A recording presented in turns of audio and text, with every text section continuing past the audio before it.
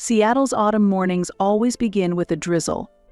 At a corner in downtown, shaded by the Smith Tower, the silver sign of Lindsay Wang's law office gleamed in the morning sun. After a decade of independence from a major law firm, Lindsay had built her own fortress over 10 years. At 43, Lindsay sat at her desk by the window on the 15th floor, reviewing documents for a new litigation case. Her office walls were adorned with her Stanford Law School diploma and numerous awards, including the Washington State Women Entrepreneur Award. Beside these, there was a family photo of her 12-year-old daughter Madison and her husband Thomas, who was currently on a work assignment in Hong Kong. In the sunlit photo, the three of them were smiling happily. "Mizu Wang, here are the documents for the 9 a.m. client meeting," said Olivia, her secretary, bringing in perfectly organized documents. Her meticulous work had earned Lindsay's deep trust. "Thank you. By the way, did you hear anything from Madison's school?" "Yes, they've changed the choir practice schedule. I forwarded the email to you." Lindsay checked the time. It was only 8:15 a.m. Madison would be on the school bus by then. Her smartphone chimed, and as expected, a message from Madison popped up. "Mom, I got full marks on my math test. I've also memorized the song for the next concert perfectly, so you must come to hear it." Lindsay couldn't help but smile. Her daughter had inherited her intelligence and her father's kindness, not to mention a talent for music. As she typed her reply, she thought of her husband in Hong Kong. Thomas's assignment at a major global IT firm was set to continue for another 8 months.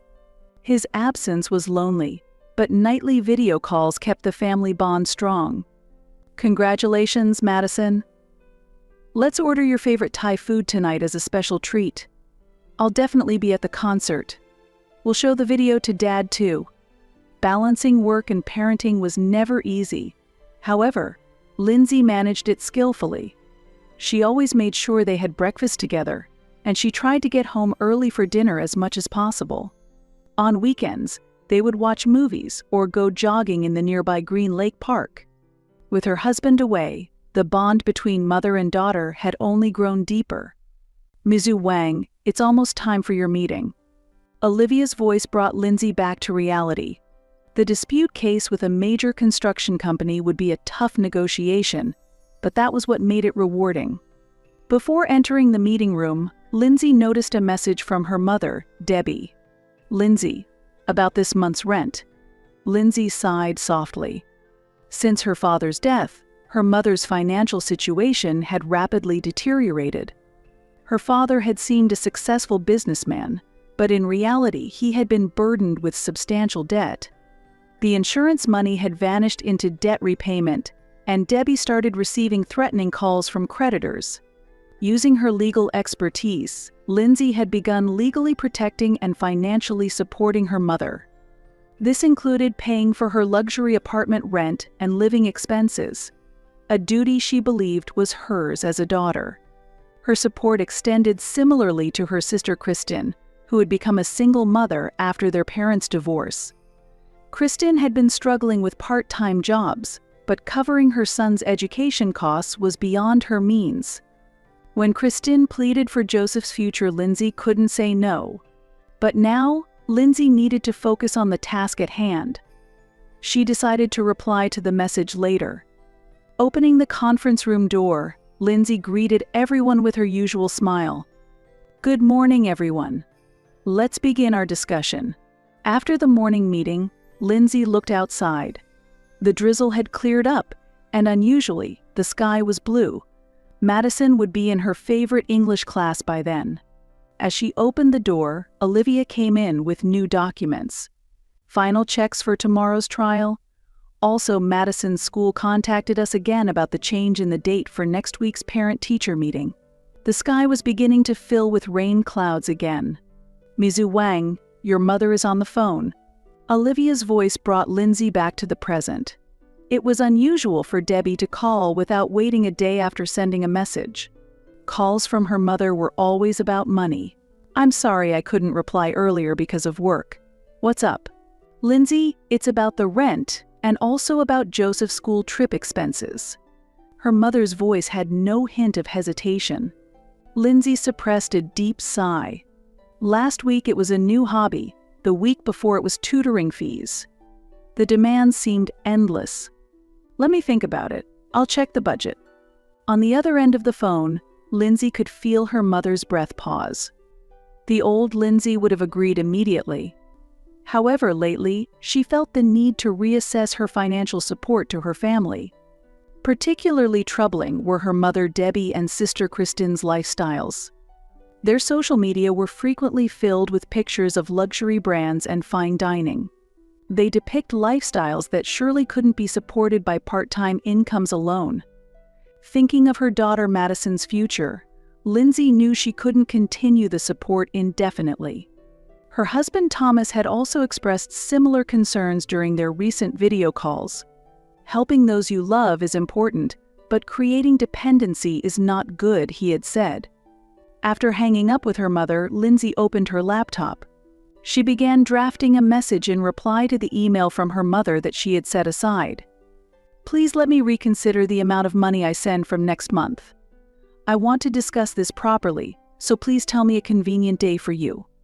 Before hitting send, Lindsay hesitated for a moment. She wondered what impact this decision would have on her family relationships. But it was a necessary decision. After sending the email, a call from her sister, Kristin, came through immediately. Why now? Anger was evident in her sister's voice. Think about Joseph's future. Let's talk about this calmly, Kristin. Calmly. Kristin's voice trembled. You spare no expense for Madison's needs. Lindsay was taken aback by those words. Indeed, she wanted the best education for Madison. But wasn't that a natural desire for any parent? The conversation ended without resolution. A week passed, and the parent-teacher meeting for Madison was approaching. There was a knock at the office door, and Olivia entered. Here are the final preparations for your business trip tomorrow. You have a morning flight. Thank you, Lindsay interrupted. Call my mother. Check if she can take Madison tomorrow. Normally, Lindsay would avoid leaving her daughter with her mother. But the next day's trial was critical, and she had no other choice. Plus, she was concerned about her mother. Since telling her about the reduction in support, she hadn't heard anything from her. While Kristin had called angrily, her mother's silence was unnerving. Olivia returned. Your mother said of course Joseph will be there too, so they can play together. Lindsay felt uneasy about the quick affirmation. Usually her mother would have more excuses for such requests. She might claim she was feeling ill or had plans with friends. But there was an important trial the following day. The trip was unavoidable. If Madison was to be left with anyone, her grandmother's house was the best option. Yet deep down, a sense of unease grew. During dinner with Madison, Lindsay asked her daughter, "Is it okay for you to stay at Grandma's tomorrow? You can play with Joseph." "Yeah." Madison hesitated, then added, "But lately, Joseph has been avoiding me." Lindsay listened closely to her daughter's words. Joseph's change in behavior, Kristin's irritation, her mother's unnaturally quick agreement to take Madison. All these hinted at something ominous. Yet, unable to define her foreboding, time passed. The next day, in the car to the airport, Lindsay recalled her parting words to her daughter. "Promise me, Madison. If anything happens, call me right away." "I know, Mom. It'll be fine." Madison responded with her usual bright smile. Lindsay left her daughter in her mother's care, watching her wave goodbye in the rearview mirror. Somehow, the sight lingered in her mind.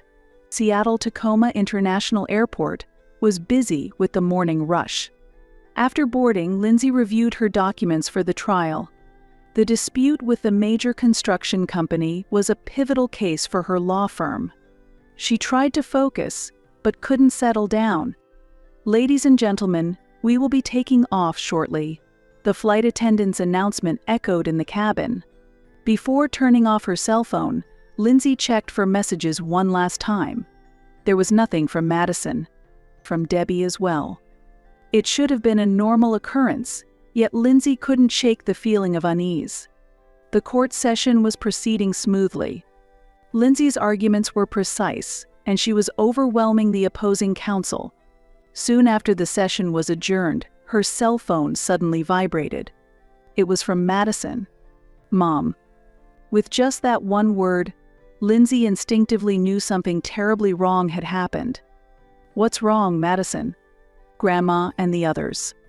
They left without me." Madison's voice was trembling. Lindsay felt the blood drain from her face. "What do you mean? Explain it to me in detail." "I was playing in the yard, and then everyone got in the car and left. Joseph, Grandma, and Aunt Kristen haven't come back." Lindsay's hands trembled. "Where are you now?" "At Grandma's house." "What should I do?" "Stay right there. I'm going to call the police immediately." Right after hanging up, Lindsay called her mother, Debbie. The phone rang several times. When it finally connected, her mother's voice was unnervingly calm. "I'm about to board a plane." With that, she hung up abruptly. Anger boiled inside Lindsay. She immediately reported it to the police. She explained that her 12-year-old daughter had been intentionally abandoned by her grandmother and aunt. She also contacted her office staff to prepare for any necessary legal proceedings. "Olivia, prepare the paperwork for a restraining order, and hurry up the procedures to stop all transfers to my mother and Christine's bank accounts." "Yes, I'll get on it right away." While booking the next flight back to Seattle, Lindsay called Madison again. "Madison, a police car is on its way there. I'll be back as soon as I can." "Okay."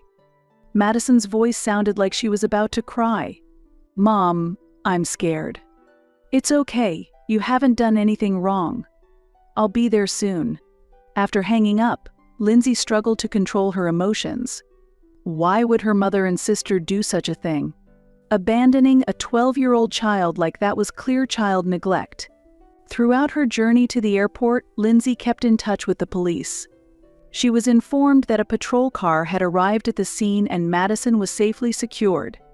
The security camera at her mother's house showed Debbie and Kristen laughing as they got into the car. This was no accident. It was a deliberate act.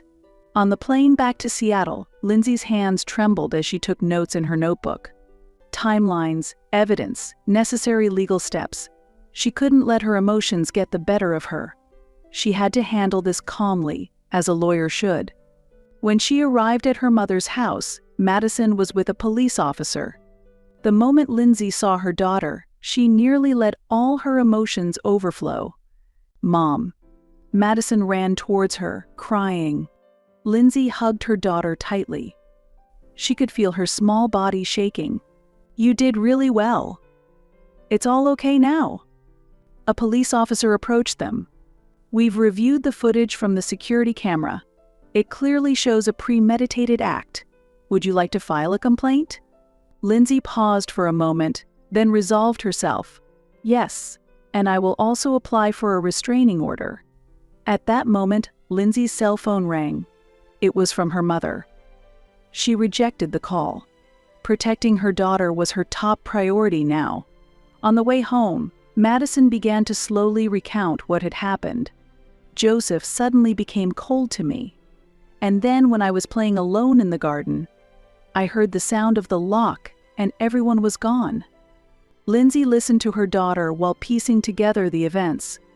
The change in behavior of her mother and Kristen since she had informed them of the support review, Joseph's behavior, and the events of today. Everything was connected. Debbie had used Madison to intimidate Lindsay and coerce her into continuing her support. And Kristen saw it as an opportunity to vent her jealousy towards her successful sister. Upon arriving home, Lindsay immediately contacted her office. "Olivia, cancel all appointments starting tomorrow and arrange for a psychologist appointment for Madison." That day marked a significant change in their family's relationships. But it was an unavoidable choice. Lindsay had to protect her daughter and put an end to the distorted family dynamics.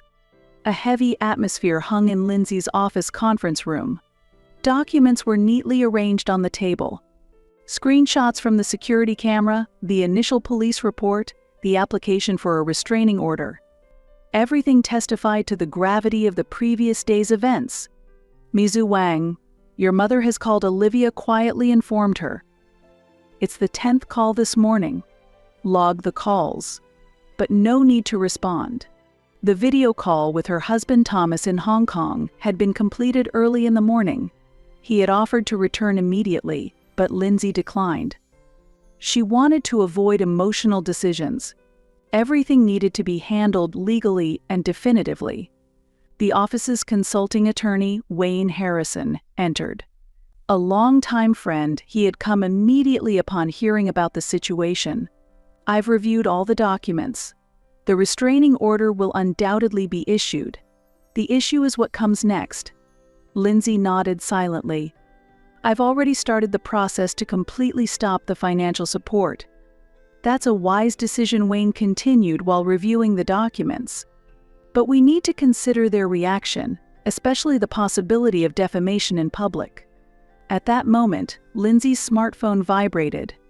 It was a message from her mother via an SNS account she hadn't checked in a long time. "Why did you call the police?" "It's a family matter. Madison wasn't in any danger, it was just a lesson." Lindsay's hands shook. A lesson? Leaving a 12-year-old child behind as a lesson? There was a twisted intent to make Lindsay and Madison realize their vulnerability. "Don't get emotional," Wayne quietly advised. "They will certainly try to use your reaction against you." He was right. Lindsay took a deep breath and calmed herself. Her over 20 years of experience as a lawyer was being tested. "Did you manage to get an appointment for Madison's psychological counseling?" Lindsay asked Olivia. "Yes, tomorrow at 3 p.m. with Dr. Allison Gale." Her daughter's psychological care was the highest priority. Last night, Madison had been tormented by nightmares. Waking up, she'd anxiously asked, "Mom, are you still here?" Hearing that, Lindsay's heart felt like it was being torn apart. Lindsay, Wayne spoke in a low voice. "Do you know your mother and Christine's financial situation?" "Yes. My mother's rent, Joseph's school fees, and other living expenses. Stopping all that will make their lives unsustainable." "I know, but that's the consequence of their choices." Then a call came from the office reception. Kristen was there. "Turn her away," Lindsay instructed immediately. However, Kristen's voice could be heard in the hallway. "Lindsay, listen to me. It was for Madison's sake." Lindsay closed her eyes. Kristen thought by hurting Madison, she could control Lindsay. Her sister's cries brought back memories of their childhood. The smiles, the days they played together. Now, those memories were like deep cracks in ice. "Should I call security?" Olivia asked, concerned. "Please do." A few minutes later, Kristen's voice faded away, but its echo lingered heavily in the conference room. "It's not over yet," Lindsay said quietly. "They will surely try something." Wayne nodded silently. "That's why it's crucial to document everything and preserve evidence." That was exactly right. To not be swayed by emotions and to record everything. That was the top priority. In the afternoon, Lindsay left the office early. It was time to pick up Madison from school. Upon arrival, she saw her daughter chatting happily with friends. However, as soon as Madison saw her mother, she ran over. "Mom, you came to pick me up just like you promised." Hearing this, Lindsay's heart ached. The fear of being abandoned still lingered deep within her daughter. "Of course. I will never leave you behind." On the way home, Madison talked about her day at school. It was a normal conversation. Yet Lindsay felt the depth of her wounds through her occasionally anxious expressions. When they got home, there was a message from Debbie on the answering machine. "Lindsay, please, let's talk. It's terrible for the family to fall apart over something like this." Lindsay deleted the message before it even finished. There was no going back. This was not merely a family dispute, but a clear act of harm. At night, after Madison had gone to sleep, Lindsay was in the study preparing for the next day. The restraining order hearing, counseling appointments, and final checks on stopping financial support. Everything had to proceed without delay. It was the only way to protect her daughter and herself. A month had passed, and Lindsay was looking at the changing autumn scenery from the office window. On her desk monitor, there were notifications of Debbie's unpaid rent and Joseph's expulsion from school. After the restraining order was issued and all financial support was stopped, the anticipated consequences had begun to manifest one after another. Olivia brought in new documents. They were communications from Debbie and Kristen's representative. Initially, they had threatened to sue Lindsay for defamation. However, the clear evidence from the security camera footage made those threats empty. Schedule a meeting with their representative, Lindsay instructed calmly. She was determined to avoid emotional responses and handle everything through legal procedures. That was the best way to protect herself and her daughter. The previous night, Madison had a peaceful night for the first time in a while. The bi-weekly counseling was starting to show effects. According to Dr. Gale, Madison's recovery was progressing well. Still, the occasional anxious expressions tightened Lindsay's heart. "Your mother has moved out." Olivia's voice brought Lindsay back to reality. She left the upscale apartment in Bellevue last week. She was 3 months behind on rent. Lindsay nodded quietly. Her mother's new address was a state housing unit in the outskirts of downtown. It was a place unimaginable from her once elegant lifestyle. "There's also news about Kristen," Olivia continued. "Joseph's father, having heard about their plight during a visit, has gained custody. Kristen has been ordered to pay child support. She's living with your mother now." Just then, Wayne entered with new information. "There's something you should know," he began carefully. "Yesterday, Kristen was caught shoplifting at a local supermarket. It seems to have been settled by a plea agreement." Lindsay closed her eyes. Her sister's downfall was starkly apparent. "And there's more," Wayne continued. "Debbie was seen lining up at a church charity. She was there to receive food assistance. Such assistance would have been unthinkable for her mother in the past. The days when she enjoyed shopping at luxury boutiques felt like a distant past. All her posts on social media have been deleted as well," Olivia continued the report. "Photos of luxury brands and memories of overseas trips that had been posted before are all gone. The life of pretense had completely collapsed. The days painted over with vanity and dependence had crumbled entirely." From a legal standpoint, Wayne, as an expert, added his perspective. "Their current situation underscores the justification for discontinuing the support. It proves that their former luxurious lifestyle was entirely dependent on your financial aid." Lindsay nodded silently, processing the situation with restrained emotion. This was the result of a decision she had made, a necessary consequence. "Mom, look." In the afternoon, when Madison returned from school, she excitedly showed Lindsay her artwork. "My teacher said we should enter it in the art exhibition." Seeing her daughter's smile, Lindsay felt a sense of relief. Madison had been incredibly strong. Although her school performance had temporarily dropped after the incident, it was now returning to its previous level. "Congratulations, it's a wonderful piece." During a video call with Thomas, he too was pleased to hear about Madison's recovery. He had managed to shorten his assignment abroad and was scheduled to return next month. At the Seattle-Tacoma International Airport arrival lobby, Lindsay and Madison waited for Thomas to return from Hong Kong. "Dad's here," Madison exclaimed joyfully. "Welcome back," Lindsay said as she hugged her husband. "It's good to be all together again." As they got into the car, Thomas turned to speak to Madison in the back seat. "How's school, Madison?" "Yeah, it's fun. Next week is the Winter Music Festival. I've got a solo part on the piano." Madison's voice lacked the anxiety it once held. She was showing a maturity beyond her 12 years. Normal family times, normal happiness. Yet, Lindsay deeply felt that such normalcy was anything but taken for granted. The next morning, Lindsay went to the office early. There was a letter from her mother on her desk, marked as already opened. It had been delivered through legal procedures. "Lindsay, I won't ask for forgiveness anymore. I just hope you and Madison are happy." After reading the letter, Lindsay sighed deeply. Forgiving and mending the relationship were two separate matters. Now, she wanted to focus on building a new family structure. No more fears, no more worries. When she got home, Thomas had already returned and started preparing dinner. The delicious smell wafted from the kitchen. Madison had started practicing the piano in the living room.